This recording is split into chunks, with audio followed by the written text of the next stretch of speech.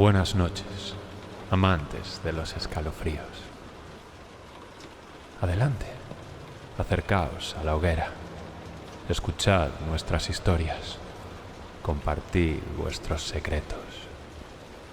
Hoy, una broma siniestra, un encuentro inesperado en una carretera secundaria.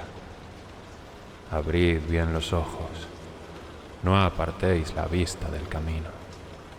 Sujetad con fuerza el volante. Comenzamos.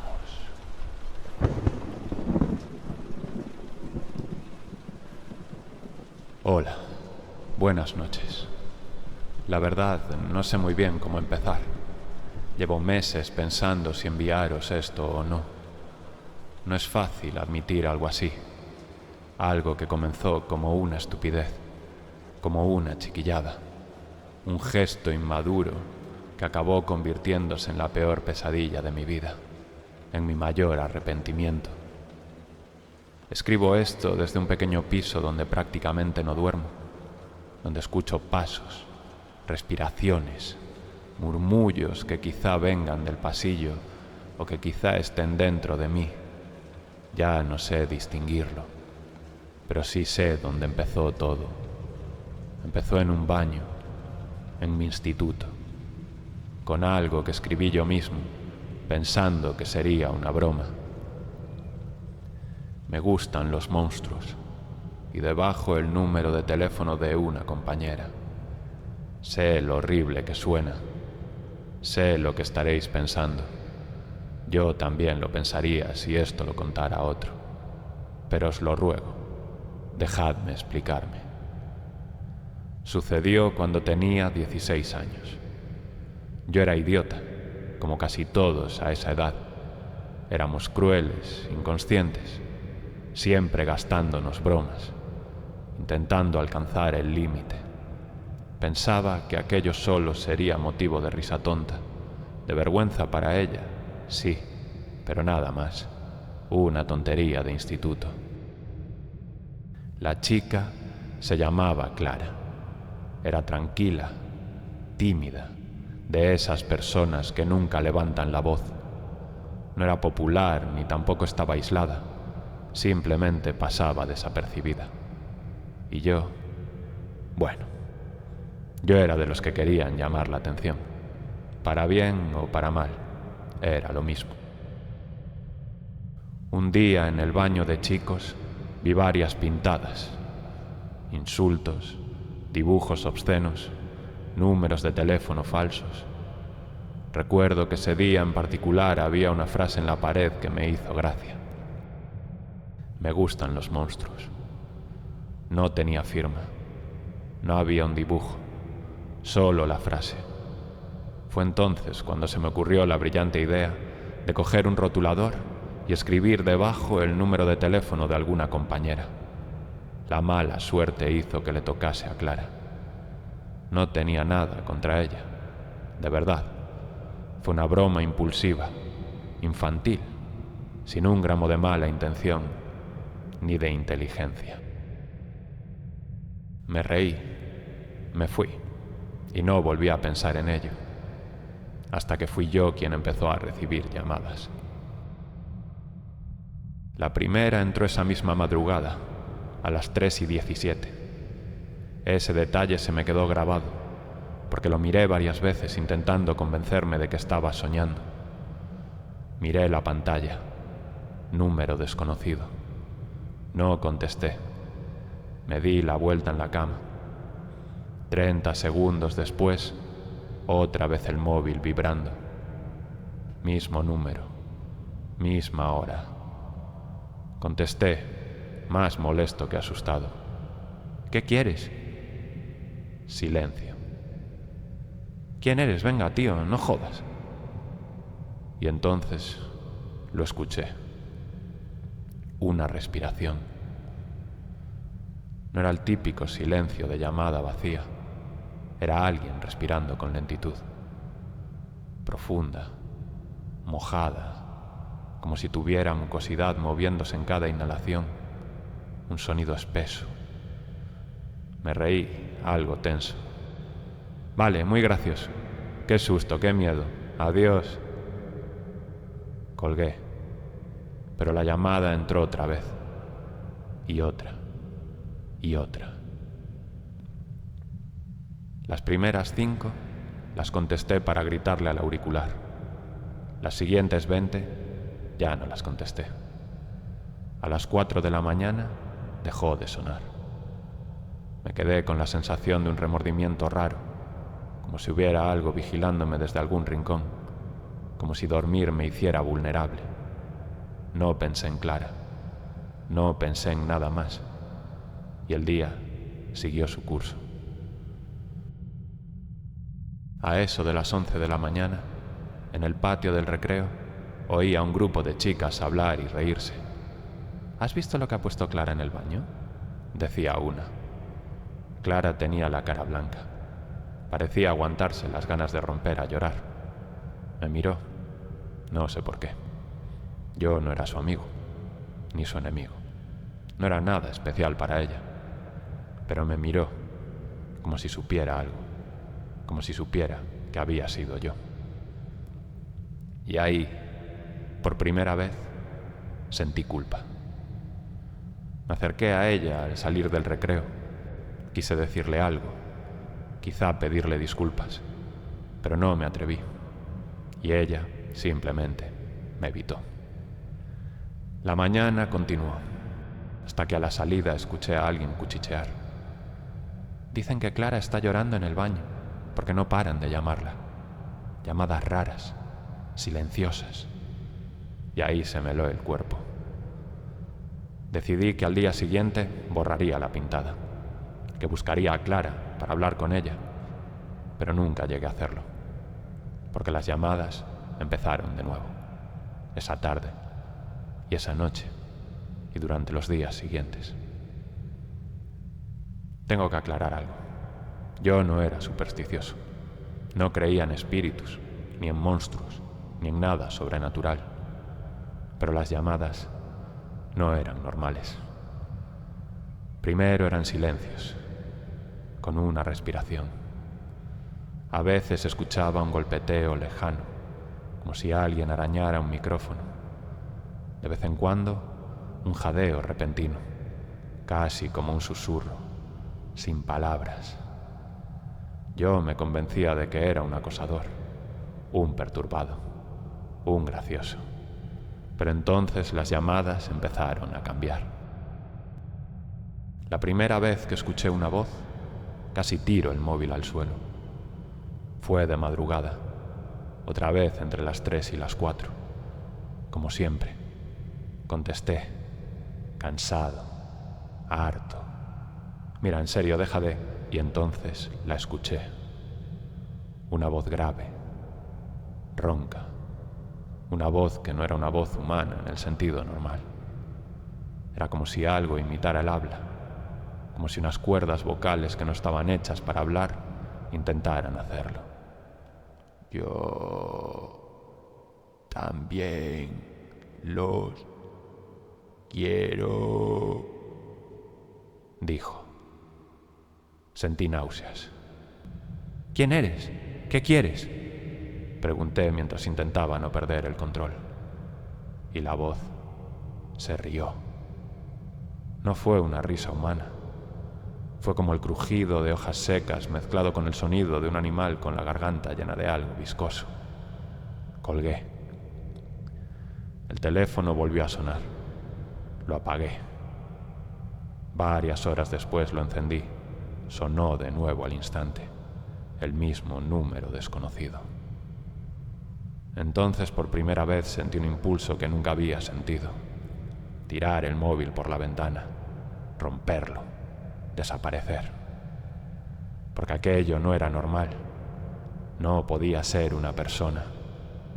Pero lo peor no fue eso, lo peor vino el cuarto día.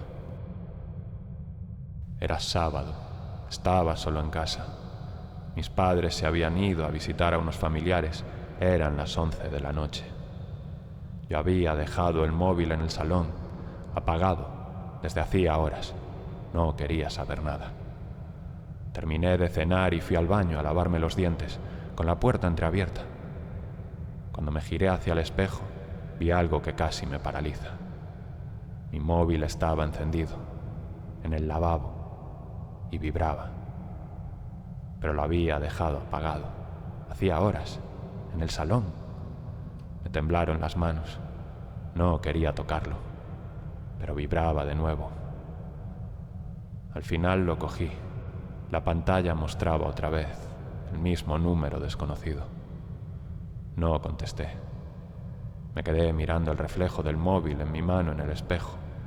Sonó de nuevo, y de nuevo, y otra vez. Lo dejé sobre el lavabo. La vibración resonaba en la cerámica como si fuera el corazón de un animal vivo. Me quedé quieto, y entonces se detuvo. Silencio. Me giré para enjuagarme la boca, intentando hacer como si nada. Cuando encendí el grifo, algo pasó detrás de mí. Fue breve, muy breve, pero lo vi, en el espejo, al fondo del pasillo.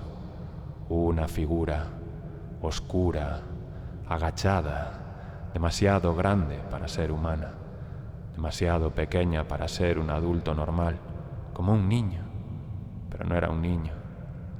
La figura inclinaba la cabeza, me observaba, como si esperase que la viera. Salté hacia atrás, me giré, no había nada. Volví a mirar en el espejo, la figura había desaparecido. El móvil vibró una última vez, miré la pantalla. No era una llamada, era un mensaje. Lo abrí temblando. El mensaje simplemente decía: estoy dentro. Ese fue el punto donde algo empezó a romperse dentro de mí. Durante los siguientes días no recibí llamadas, ni mensajes. No escuché ruidos, nada. Pero no me tranquilizó. La ausencia era más inquietante que la presencia. Era un silencio que parecía anticipar algo. Poco después, Clara dejó de venir a clase. Decían que estaba enferma, que había tenido un ataque de ansiedad, que sus padres la habían llevado al médico. Nadie sabía nada. Yo no me atreví a hablar. Algo en mí me decía que mantener el silencio era lo único que podía protegerme. Pero la calma no duró. Una semana después, a las 3:17 de la madrugada, como siempre, entró una llamada. Pero esta vez no era un número desconocido. Esta vez la pantalla mostraba un nombre: Clara. No contesté. Quise apagar el móvil, pero antes de hacerlo recibí un mensaje de voz. Apoyé el móvil y lo dejé sonar. Mis manos no respondían. Primero silencio. Después comenzaron las respiraciones. Luego algo golpeó el micrófono. Era un sonido hueco, metálico. Y después escuché a Clara, o algo que sonaba como Clara, pero no era su voz normal. Era como si intentara hablar mientras algo se movía dentro de su garganta. Él no eres tú. Él quiere al que escribió el mensaje, dijo. Luego una pausa, un jadeo. Tú. Otro jadeo, un gorgoteo. Tú lo llamaste. El mensaje terminaba con un sonido seco, como un golpe, tras un aliento imposible de describir. Yo no podía moverme. Borré el mensaje. Tiré el móvil dentro del armario. Me senté contra la pared. Esperé a que amaneciera. El lunes siguiente llegué al instituto con aspecto de cadáver. Enseguida me enteré. Clara había desaparecido. Sus padres estaban desesperados. La policía había ido al instituto. Habían revisado su móvil, su habitación, todo. Nadie sabía dónde estaba. Una parte de mí quería confesar, pero era demasiado tarde, demasiado grande, demasiado monstruoso. Sabía que si lo contaba, no iba a ayudarla, porque lo que se la había llevado no era humano, no era un acosador, no era una broma, era algo que yo había invocado, como si fuera un ritual, una invitación. Nunca volví a dormir bien, nunca volví a usar el móvil con normalidad, nunca volví a ser quien era. Y Clara nunca apareció.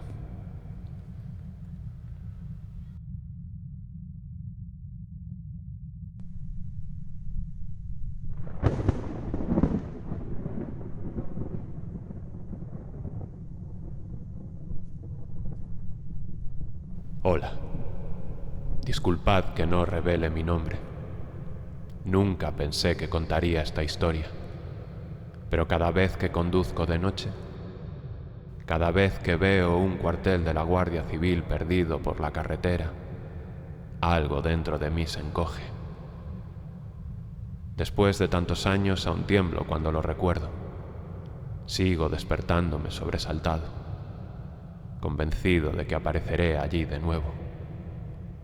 Pero sobre todo, sigo sin atreverme a contárselo a mi marido. Cuando le veo dormir, cuando sonríe como si nada malo pudiera ocurrirnos jamás, me pregunto qué habría pasado de no haber abierto los ojos aquella mañana. ¿Qué habría pasado si lo que voy a relatar hubiera seguido su curso? Pero empezaré por el principio. Volvíamos de un pueblo de Jaén, un jueves de madrugada. Mi marido y yo habíamos ido a visitar a unos amigos y alargamos el día más de la cuenta. Cuando por fin salimos, ya era noche cerrada. Una de esas noches profundas, sin luna. Él se durmió enseguida, con la cabeza recostada en la ventanilla, y yo, aunque agotado, seguí al volante. Vi una salida y decidí tomarla. Buscaba un área de servicio o algún pequeño pueblo donde poder parar a echar una cabezada. Al abandonar la autovía, la carretera se estrechó y pronto se tornó desolada. No había ni luces ni señales, solo oscuridad. Cada kilómetro que pasaba me sentía más distante de la civilización. Mis ojos se cerraban por momentos y el cansancio me nublaba la mente. La carretera secundaria me llevaba por caminos solitarios. Yo buscaba una gasolinera, o un motel, o un simple aparcamiento. Nada, solo rectas largas y oscuras. Mi marido seguía dormido, respirando tranquilo. Tras varios kilómetros, apareció por fin un cartel anunciando un pueblo, pero cuando lo iluminé con los faros, vi que el nombre estaba tachado con brochazos gruesos de pintura negra, como si alguien quisiera impedir que fuera leído. Verlo me incomodó, pero seguí. La entrada al pueblo era estrecha y empinada. Las casas a ambos lados de la carretera eran ruinas. Algunas tenían marcas profundas, cicatrices de disparos que aún eran visibles. En la penumbra, esos agujeros parecían bocas clamando. Otras tenían tablones cruzados, como si alguien hubiera querido encerrarse dentro. Ni una luz, ni un alma, ni un sonido. Solo mis faros iluminando esas siniestras paredes. Entonces me pareció ver una figura al final de la calle. Al principio pensé que era un hombre, pero su silueta era demasiado alta, demasiado imponente. Vestía una capa oscura que ondeaba levemente con el viento. De su cabeza brotaban dos protuberancias. Me parecieron cuernos. Su espalda se arqueaba y de ella sobresalía algo puntiagudo.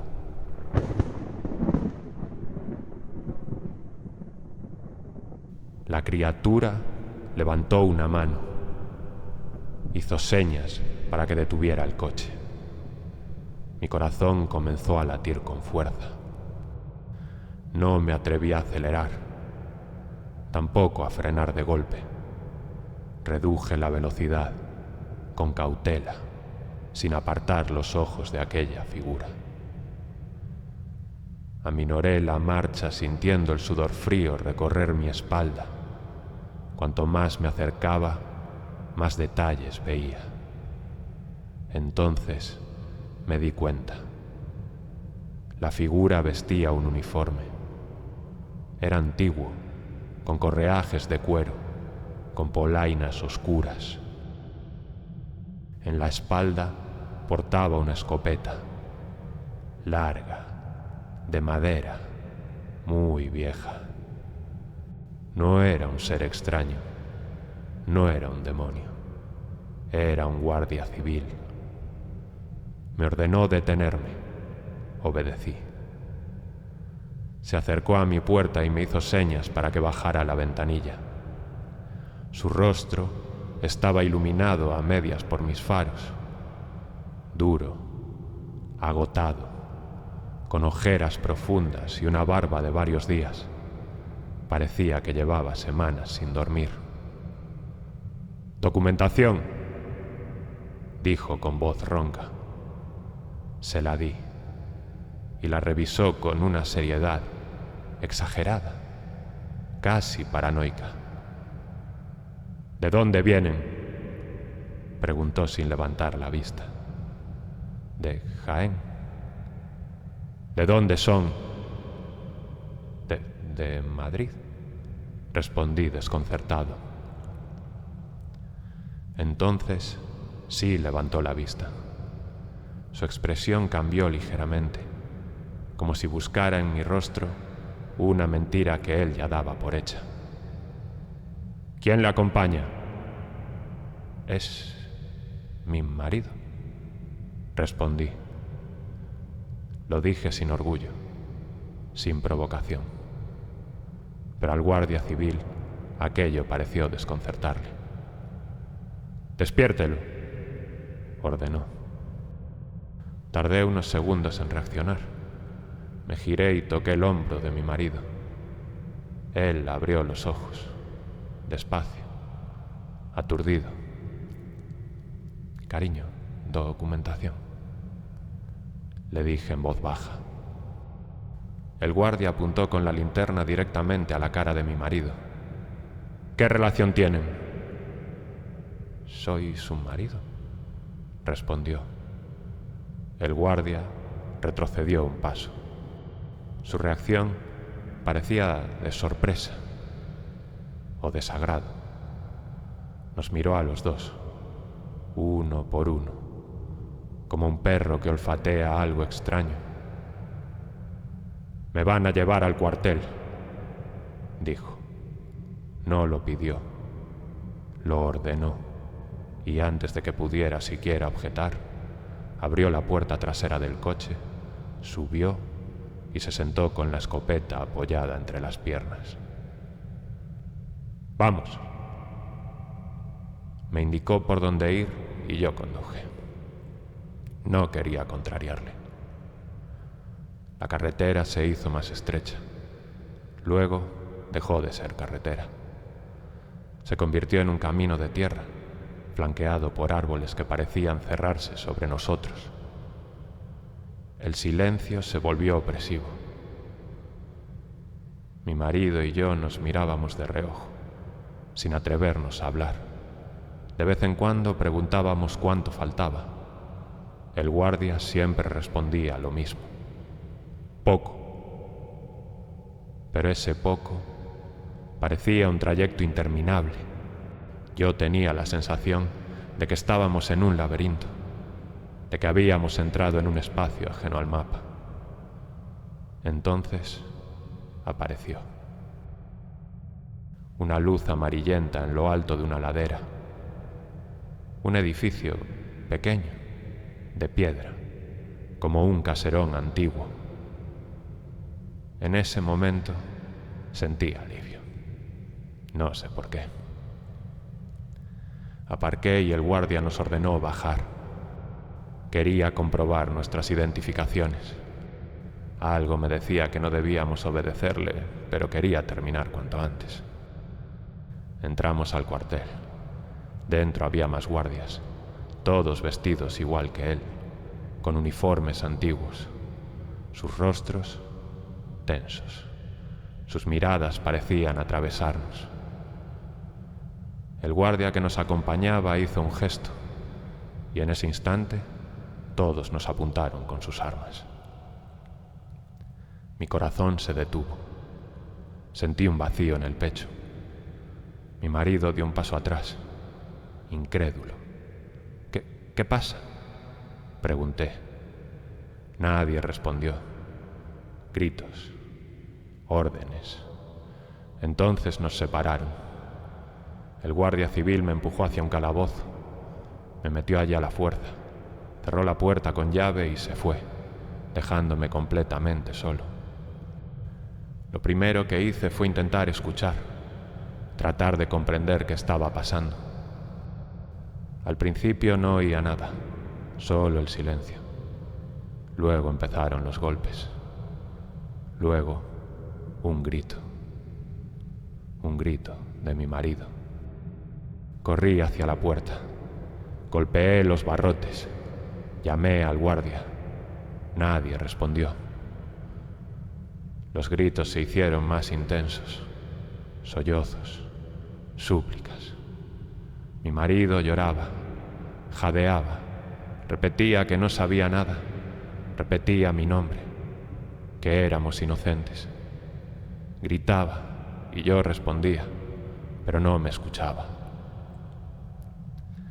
Al final admitió las acusaciones. Le oí pedir piedad, le oí rogar que no nos hicieran daño. Su voz se rompía, una y otra vez. Yo me hundí en el suelo, llorando. Golpeé tanto la puerta que mis manos sangraban. Y entonces, un último grito, largo, desgarrador, y silencio. Lo llamé a los guardias. No hubo respuesta. La luz se apagó dejando el calabozo en oscuridad absoluta. No podía dormir. O tal vez sí. No sé. No sé si soñaba o si alucinaba, pero escuché pasos, voces, órdenes susurradas, llantos lejanos. Y los gritos de mi marido, que volvían una y otra vez. Un escalofrío me despertó. Me habían lanzado un cubo de agua helada. 2 guardias entraron en la celda y me esposaron sin decir una sola palabra. Me arrastraron por el pasillo. Era de día. Me lanzaron dentro de un furgón. Mientras avanzábamos me observaban en silencio, con una mezcla de odio y algo más difícil de describir. Como si no encajara en su mundo, como si fuera un intruso. El furgón se detuvo en la plaza del pueblo. Afuera había un edificio antiguo, con un escudo medio borrado. Me llevaron dentro. Parecía un tribunal improvisado. Un juez de rostro macabro, con aspecto severo, me acusó sin apenas dejarme hablar, sin darme la oportunidad de defenderme. Se le acusa de traición, de ser un agente sedicioso extranjero, dijo, como si yo fuera algo monstruoso. No había fiscal, ni abogado, solo él y las miradas inquisitivas de quienes me rodeaban. Intenté hablar. Me mandó callar golpeando la mesa. En menos de un minuto dictó sentencia, sin deliberar. Muerte por fusilamiento. Sentí que mis piernas flaqueaban. No tuve tiempo de reaccionar. Me levantaron a la fuerza y me arrastraron al exterior. El sol del amanecer me deslumbraba, pero incluso así podía ver al pelotón de fusilamiento esperándome. Eran jóvenes, muchos de ellos casi críos. Temblaban, evitaban mirarme a la cara. Me colocaron en el centro del patio y me vendaron los ojos. Aún así, los cerré con fuerza. Mi respiración se aceleró. Una voz firme ordenó: ¡apunten! Escuché el sonido de las armas cargándose. Tragué saliva. Solo podía pensar en mi marido. ¿Qué habría sido de él? En mi familia. ¿Me encontrarían algún día? El jefe del pelotón gritó: ¡fuego! Hubo un estallido ensordecedor. El estruendo de los disparos saturó mis oídos. Entonces abrí los ojos. Estaba en mi coche, aparcado en un descampado. El sol entraba por la ventanilla. Mi marido dormía plácidamente a mi lado, sin señales de haber sufrido, ajeno a todo. Arranqué y volvimos a casa. Nunca le conté esta historia, ni a él ni a nadie. Nunca me he atrevido a hablar de ello hasta ahora. Tal vez esto sirva de advertencia, o tal vez simplemente sea un desahogo. Quizá un remedio para esta herida que no cierra. ¿Qué era ese lugar? ¿Quiénes eran aquellos hombres? Aquella noche algo se fracturó. Dentro de mí. En el tiempo. En la historia. Algo abrió una grieta. Una grieta que reveló un mundo extraño, cruel, espeluznante. Un mundo antiguo. Tan antiguo como el miedo mismo.